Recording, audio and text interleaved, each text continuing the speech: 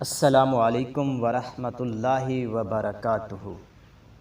معزز سامعین و ناظرین، آج اللہ تعالیٰ کے فضل و احسان اور حضور نبی کریم صلی اللہ علیہ وآلہ وسلم کے خصوصی لطف و عنایت سے ہم اصول حدیث کی ایک اہم، مختصر، مفید اور اپنی نوعیت کی سہل کتاب تیسیر مصطلح الحدیث، جس کے مؤلف ابو حفص محمود بن احمد بن محمود طحان ہیں، اس کے دروس کا سلسلہ شروع کر رہے ہیں۔ اللہ کریم سے دعا ہے کہ ہمیں اس سلسلہ میں ثابت قدمی، استقامت عطا فرمائے۔ معزز سامعین و ناظرین، سب سے پہلی بات یہ ہے کہ مصطلح الحدیث، جسے دوسرے لفظوں میں اصول حدیث کا علم، اس کی قرآن پاک سے کیا دلیل ہے؟ کیا اس قرآن پاک میں اس علم کے پڑھنے کی طرف کوئی حکم یا رہنمائی موجود ہے؟ تو جی ہاں، قرآن پاک میں اللہ تبارک و تعالی نے ارشاد فرمایا ہے، بسم اللہ الرحمن الرحیم، یا ایہا الذین آمنوا ان جاءکم فاسق بنبأ فتبینوا، سورۃ الحجرات آیت نمبر 6 ہے۔ اللہ تعالی نے فرمایا ہے، اے ایمان والو، اگر تمہارے پاس کوئی فاسق خبر لے کر آئے، فتبینوا، خوب جانچ پرکھ کر لیا کر۔ تو جب دنیاوی معاملات میں، دنیاوی خبروں میں جانچ پرکھ کا حکم دیا گیا ہے کہ کوئی بھی ایسا شخص جو بااعتماد نہ ہو، اس کی خبر کی خوب جانچ پڑتال کر لیا کرو۔ کئی لوگ ایسے ہوتے ہیں جو افواہیں پھیلاتے ہیں، بے سر و پا باتیں پھیلاتے ہیں، جس کا کوئی سر نہیں ہوتا، پاؤں نہیں ہوتے، وہ باتیں پھیلا دی جاتی ہیں۔ تو ایمان والوں کو حکم دیا گیا ہے کہ وہ احتیاط سے کام لیا کریں اور ہر خبر کی تحقیق کر لیا کریں۔ تو رسول اکرم صلی اللہ علیہ وسلم کے فرامین اور اقوال مبارکہ اس سے کہیں زیادہ اہمیت کے حامل ہیں، اور وہاں احتیاط کی ضرورت ہے۔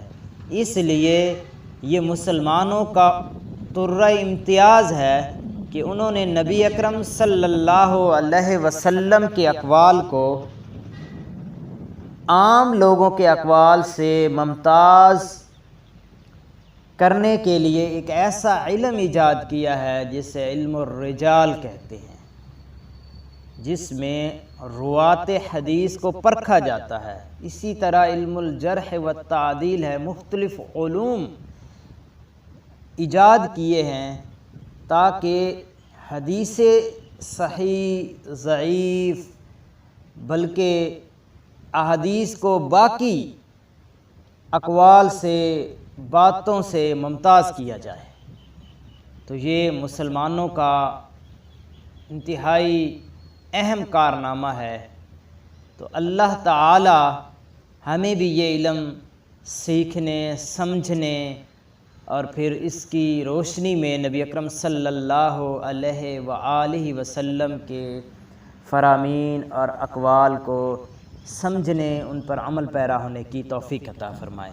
تو معزز سامعین و ناظرین، نبی اکرم صلی اللہ علیہ وسلم کے فرمان میں بھی اس کی رہنمائی موجود ہے۔ آپ صلی اللہ علیہ وسلم نے فرمایا، نَدَّرَ اللّٰهُ امْرَأً سَمِعَ مِنَّا شَيْئًا فَبَلَّغَهُ كَمَا سَمِعَ فَرُبَّ مُبَلِّغٍ أَوْعَىٰ مِنْ سَامِعٍ، کہ اللہ پاک اس بندے کو سرسبز رکھے، شاداب رکھے، جس نے ہم سے کوئی بات سنی، فبلغہ پس اسے پہنچایا کما سمع جیسا کہ سنا، جس طرح بات سنی ویسے ہی آگے پہنچائی۔ فرب مبلغ بہت سے پہنچانے والے، اوعى من سامع زیادہ حفاظت کرنے والے ہوتے ہیں سننے والے سے۔ یہاں اگر مبلغ پڑھیں تو اس کا مطلب ہے کہ بہت سے ایسے ہیں جن تک بات کوئی پہنچی وہ زیادہ حفاظت کرنے والے ہیں سامع سے، کہ سننے والا اس کی حفاظت نہیں کر سکا لیکن جس تک بات پہنچائی گئی اس نے اس کی زیادہ حفاظت کی۔ تو یہ نبی اکرم صلی اللہ علیہ وآلہ وسلم کا فرمان بھی اس طرف ہمیں رہنمائی عطا کر رہا ہے کہ جس طرح بات سنی اسی طرح آگے پہنچائی جائے۔ تو نبی اکرم صلی اللہ علیہ وسلم کا ایک اور فرمان بھی ہے، من تعمد علی کذبا فلیتبوأ مقعدہ من النار، کہ جس نے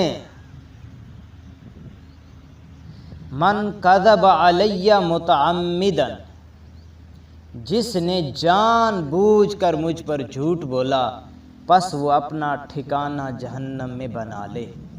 ایک اور فرمان ذیشان ہے کہ میری حدیث میں، میرے فرمان میں جھوٹ بولنا عام باتوں میں، عام لوگوں کے بارے میں جھوٹ بولنے سے کہیں زیادہ اشد ہے، برا ہے۔ تو اس لیے یہ علم سیکھنا فرض کفایہ کا درجہ رکھتا ہے۔ یہ ہم سیکھیں گے جو نبی اکرم صلی اللہ علیہ وسلم کی حدیث کو اچھی طرح سمجھیں گے اور اس کو جیسا کہ آگے پہنچانے کا حق ہے اسی طریقے سے ہی پہنچا سکیں گے۔ تو معزز سامعین و ناظرین، اب ہم یہاں چونکہ مصطلح الحدیث، تیسیر مصطلح الحدیث میں شروع ہو رہے ہیں، تو جیسا کہ صاحب کتاب نے چند مشہور کتب ذکر کی ہیں جو اس سے پہلے لکھی گئی ہیں، تو ہم بھی ان کا ذکر کرتے ہیں اور ان کتابوں کی بڑے اختصار کے ساتھ چند خوبیاں ذکر کریں گے۔ سب سے پہلی کتاب جو علامہ محمود طحان نے ذکر کی ہے، المحدث الفاصل بین الراوی والواعی، یہ تصنیف ہے قاضی ابو محمد حسن بن عبد الرحمن بن خلاد الرام ہرمزی، علامہ رام ہرمزی کے نام سے بھی مشہور ہیں۔ آپ کا تاریخ وفات 360 ہجری ہے۔ اس کتاب کی خوبیوں پر اگر بات کریں، آپ نے اس میں جو علم حدیث کی اصطلاحات ہیں وہ مکمل ذکر نہیں کی ہیں۔ یہ چونکہ اس فن میں سب سے پہلی کتاب لکھی گئی ہے، تو کسی بھی فن میں پہلی کتاب لکھی جائے تو اس میں ایسی بات کا پایا جانا ممکن ہے کہ وہ ہر لحاظ سے مکمل نہ ہو۔ جوں جوں کتابیں تصنیف ہوتی جاتی ہیں ان میں بہتری اور ارتقاء کا عمل پایا جاتا ہے۔ دوسری کتاب ہے معرفت علوم الحدیث، یہ تصنیف ہے امام حاکم نیشاپوری رحمہ اللہ کی۔ آپ کی تاریخ وفات 405 ہجری ہے۔ آپ کی کتاب میں جو ہے تمام ابحاث آپ نے جو ہے ان کے تہذیب نہیں کی، یعنی علم اصول حدیث کے ساتھ اور باتیں بھی ذکر کی ہیں، تو یہ باتیں اور بھی وہ بھی مفید ہیں لیکن علم اصول حدیث کے ساتھ وہ خلط ملط ہیں، اور اس میں فنی ترتیب بھی مناسب نہیں تھی۔ بہرحال یہ ایک مفید کتاب ضرور ہے جس میں اصول حدیث کے اصول اور قواعد ملتے ہیں۔ تیسری کتاب ہے المستخرج علی معرفت علوم الحدیث، یہ کتاب ہے علامہ ابو نعیم الاصبہانی کی، جن کا تاریخ وفات 430 ہجری ہے۔ آپ نے اس میں امام حاکم پر استدراک کیا ہے، یعنی وہ باتیں لکھی ہیں، وہ قواعد اور اصول لکھے ہیں جو ان کی شرط پر پورے اتر رہے تھے لیکن انہوں نے ذکر نہیں فرمائے تھے۔ آپ نے بھی بہت سی ایسی باتیں چھوڑ دی ہیں جن پر استدراک کیا جانا ممکن تھا۔ بہرحال یہ بھی ایک بہت اچھی کاوش تھی کہ وہ باتیں جو امام حاکم نیشہ پوری نے چھوڑ دی تھیں وہی باتیں امام علامہ ابو نعیم اصفہانی نے ذکر فرمائی ہیں، انہی کی شرائط کو مد نظر رکھتے ہوئے۔ پھر چوتھی کتاب جو ہم یہاں ذکر کر رہے ہیں الکفایہ فی علم الروایہ، یہ علامہ خطیب بغدادی رحمہ اللہ کی کتاب ہے۔ 463 ہجری ان کا سن وفات ہے۔ یہ بھی ایک مفید کتاب ہے، اس فن کے مسائل پر مشتمل ہے اور اس میں روایت کے قواعد ہیں اور اس علم کے بڑے مصادر میں یہ شمار ہوتی ہے۔ الکفایہ فی علم الروایہ، علامہ خطیب بغدادی رحمہ اللہ نے اس فن پر 65 سے زائد کتابیں لکھی ہیں۔ اگلی کتاب جو ہم ذکر کر رہے ہیں وہ بھی آپ ہی کی کتاب ہے، الجامع لاخلاق الراوی و آداب السامع۔ اس کتاب میں آپ نے روایت کے آداب بیان کی ہیں، کس طرح حدیث کو روایت کرنا ہے، کس طرح اس کو سننا ہے، کن الفاظ کے ساتھ بیان کرنا ہے، کن الفاظ کے ساتھ حدیث بیان کی گئی ہو تو اس کا کیا مطلب ہے، اس کا استنادی حیثیت وغیرہ اس پر بات کی ہے، اور اس میں آپ نے بڑی مفید ابحاث ذکر فرمائی ہیں۔ اگلی کتاب ہے العلماء الی معرفت اصول الروایہ و تقیید السماع۔ یہ کتاب ہے قاضی ایاز بن موسیٰ الیحسبی کی، ان کا سن وفات ہے 544 ہجری۔ اس میں آپ نے مصطلح الحدیث کی تمام ابحاث کو شامل نہیں فرمایا، بلکہ یہ تحمل اور ادا، یہ بھی علم حدیث کی اصطلاحات ہیں، تحمل اور ادا، حدیث کو کس طرح لینا ہے اور کس طرح آگے پہنچانا ہے، اس کی کیفیات پر مشتمل ہے۔ اس کے اصول و قواعد بیان کیے گئے ہیں۔ اس کی ایک اہم خوبی یہ ہے کہ یہ اپنے باب میں انتہائی اچھی کتاب ہے اور اس کی ترتیب و تنسیق کی تعریف کی گئی ہے۔ ساتویں کتاب ہے ما لا یسع المحدث جہلہ۔ یہ کتاب ہے علامہ میانجی رحمہ اللہ کی، ان کا پورا نام ہے ابو حفص عمر بن عبد المجید المیانجی، 580 ہجری آپ کا سن وفات ہے۔ یہ ایک چھوٹا رسالہ ہے، اس میں زیادہ فوائد والی باتیں تو نہیں ہیں، لیکن یہ علوم حدیث کی کتابوں کے ارتقاء میں اس کا نام ضرور آتا ہے۔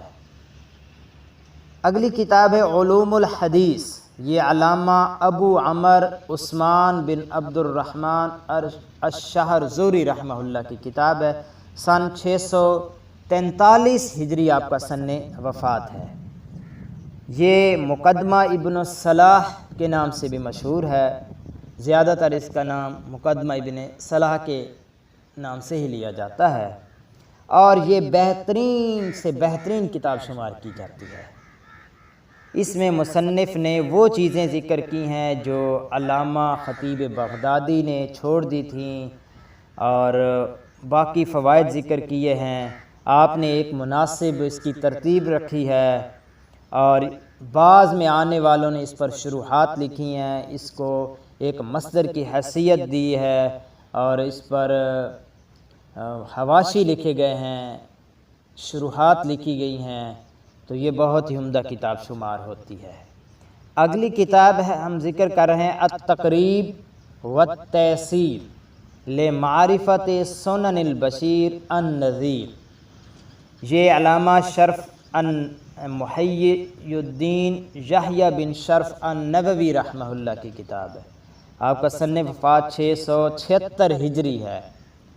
یہ علوم الحدیث جو علامہ ابن الصلاح کی کتاب ہے اس کا اختصار ہے۔ یہ اپنی نوعیت کی ایک بہترین کتاب ہے، لیکن کہیں کہیں اس میں عبارتیں جو ہیں مغلق ہیں، جو گنجلک عبارتیں ہیں، جو عام قاری کے پڑھنے میں دقت کا باعث ہیں۔ اگلی کتاب وہ بھی اپنی نوعیت کی ایک مشہور کتاب ہے، تدریب الراوی فی شرح تقریب نووی۔ یہ علامہ جلال الدین سیوطی رحمہ اللہ کی کتاب ہے۔ آپ کا سن وفات 911 ہجری ہے۔ یہ شرح ہے تقریب نووی کی جو پچھلی کتاب ذکر کی گئی ہے۔ اس کے نام سے ہی واضح ہے، اس میں مصنف نے بہت سارے فوائد ذکر کیے ہیں۔ اگلی کتاب ہے تدریب الراوی، یہ ذکر ہو چکی۔ اب نظم الدرر فی علم الاثر، نظم الدرر فی علم الاثر، یہ علامہ زین الدین عبد الرحیم بن حسین عراقی متوفہ 806 ہجری کی کتاب ہے، اور یہ اس کو الفیہ عراقی بھی کہا جاتا ہے۔ آپ نے علوم الحدیث ابن صلاح کی کتاب علوم الحدیث کو منظوم شکل دی ہے، اور اس میں بہت سارے فوائد ذکر کیے ہیں، اور اس کتاب پر نظم الدرر فی علم الاثر پر بہت سارے حواشی لکھے گئے ہیں، اور 2 شروحات خود مصنف نے لکھی ہیں۔ اسی اپنی منظوم پر 2 شرحیں انہوں نے لکھی ہیں۔ اس سلسلے کی اگلی کتاب ہے فتح المغیث فی شرح الفیۃ الحدیث، یہ علامہ عبد الرحمن السخاوی رحمہ اللہ کی کتاب ہے۔ آپ کا سن وفات 902 ہجری ہے۔ یہ بھی الفیہ عراقی جو منظوم ہے علامہ زین الدین العراقی کی، اس کی شرح ہے، اور یہ بہترین شروحات میں شمار کی گئی ہے۔ فتح المغیث فی شرح الفیۃ الحدیث۔ اگلی کتاب ہے المنظومہ البیکونیہ، یہ علامہ عمر بن محمد البیکونی سن 1080 ہجری ان کا سن وفات ہے، ان کی کتاب ہے۔ یہ بھی منظوم ہے اور مختصر ہے۔ اس کے اشعار جو ہیں 34 سے متجاوز نہیں ہیں، اور یہ بہت فائدہ مند اور مشہور مختصرات میں سے شمار کی جاتی ہے، اور اس پر متعدد شروحات لکھی گئی ہیں۔ اگلی کتاب ہے قواعد التحدیث، یہ عصر حاضر کی کتاب ہے۔ 1332 ہجری میں محمد جمال الدین القاسمی یعنی پچھلی صدی میں یہ لکھی گئی کتاب ہے، اور اس کو آپ نے اس علم میں ایک نئے انداز سے لکھا ہے، نئی ترتیب و تنظیم ہے، دور حاضر جو اس وقت کے تقاضے تھے ان کے مطابق لکھا ہے۔ تو یہ چند کتابیں جو مشہور و معروف ہیں، مفید کتابیں ہیں علم اصول حدیث میں، ان کا ذکر کیا ہے۔ اگلے درس میں ہم باقاعدہ کتاب کے اسباق شروع کریں گے، کتاب کی غرض و اس علم کی غرض و غایت، موضوع اور اہم اصطلاحات وغیرہ سے شروع کریں گے۔ اللہ تعالی ہماری اس کاوش کو اپنی بارگاہ میں منظور و مقبول فرمائے۔ السلام علیکم ورحمۃ اللہ وبرکاتہ۔